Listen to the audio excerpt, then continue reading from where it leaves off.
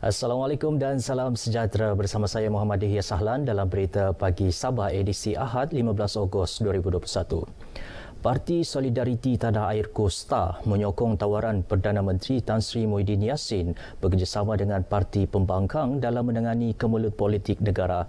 Kerjasama berkenaan memperlihatkan kesediaan Perdana Menteri serta kerajaan di bawah pimpinannya menjalin kerjasama dengan pembangkang ke arah menstabilkan politik negara ini. Menurut kenyataan Presiden STAR Datuk Seri Panglima Dr. Jeffrey Kitingan, tumpuan utama Perdana Menteri adalah memerangi COVID-19 bagi memastikan negara berada di landasan yang betul untuk memulihkan ekonomi. Beliau yakin tawaran yang turut mewujudkan beberapa reformasi tersebut dilihat pembaharuan yang memberi kebaikan kedua belah pihak sementara pilihan raya umum dilaksanakan kelak. Datuk Jeffrey juga meminta agar pandangan rakyat Sabah dan Sarawak diambil kira selain suara barisan pemimpin kedua-dua negeri berkenaan. Baik perkembangan semasa COVID-19, jumlah kes harian COVID-19 di Sabah terus meningkat dengan pertambahan 98 kes iaitu 1,752 kes positif baharu semalam berbanding 1,654 yang dicatatkan kemarin. Saringan kontak rapat terus menjadi penyumbang utama peningkatan jumlah kes baharu iaitu 1,063 atau 61% dan saringan bergejala 538 kes atau 31%.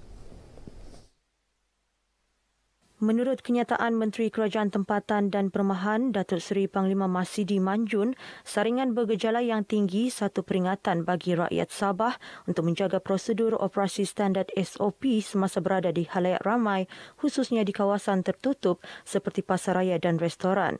Menurut Datuk Masidi, pesakit baharu kategori 2 terus menjadi kumpulan yang terbanyak iaitu 55.5% atau 972 kes daripada 1,752 kes positif baharu diikuti 376 orang atau 21.4% pesakit kategori 1, 10 orang kategori 3 dan 6 orang merupakan pesakit kategori 4. Setakat kemarin, seramai 44.6% penduduk dewasa Sabah memperolehi satu dos vaksin dan 20.8% berjaya melengkapkan pengambilan 2 dos vaksin. Semalam, tiada kluster baharu direkodkan. Sementara itu, sebanyak 10 kes kematian akibat COVID-19 dicatatkan semalam, manakala seramai 847 pesakit sembuh menjadikan jumlah kumulatif 86,976 orang. Baik, kita ikuti perkembangan terkini statistik kes COVID-19 mengikut daerah dan kadar vaksinasi bagi Sabah.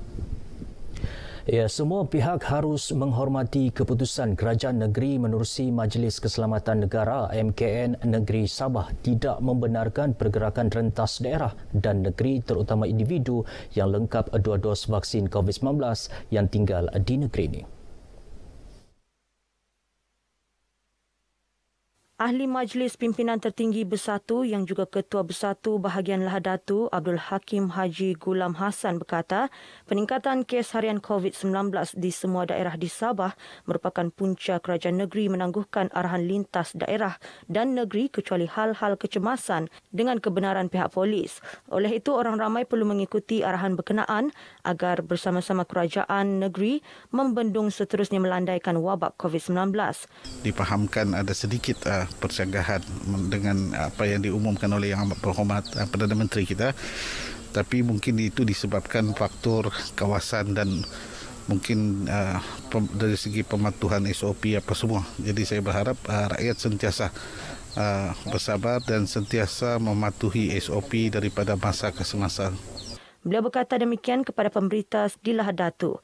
Pada 8 Ogos lalu, Perdana Menteri memberikan kemudahan kepada individu yang lengkap 2 dos vaksin dalam negeri-negeri Pelan Pemulihan Negara PPN Fasa 2 bermula Selasa lalu untuk melintas negeri dan daerah dengan hanya menunjukkan sijil digital vaksinasi kepada petugas keselamatan di sekatan jalan raya. Seramai 3,908 pemandu e-hailing di Sabah dan wilayah Persekutuan Labuan akan menerima bantuan sekali beri RM500 di bawah program strategik memperkasa rakyat dan ekonomi tambahan Pemerkasa Plus Fasa 1 bermula esok.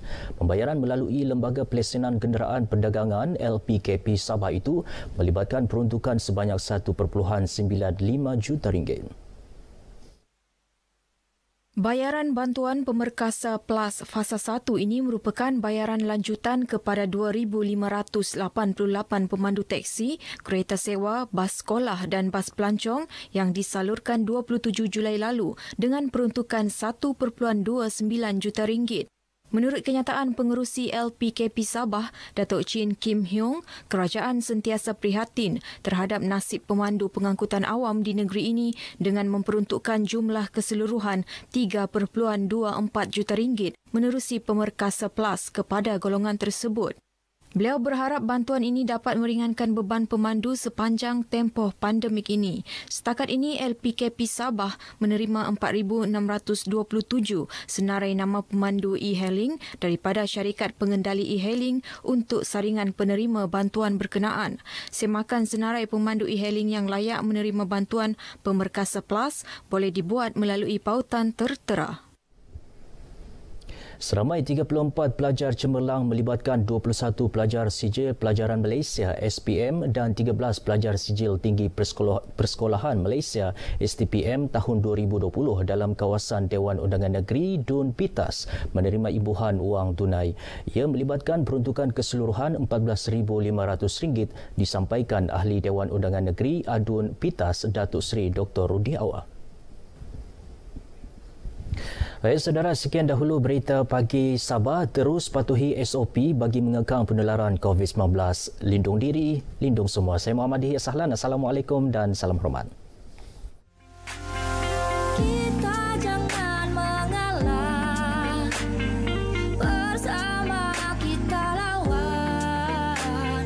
Lihatlah wajah mereka berjuang demi negara. Adakah kita buta tak pernah peduli?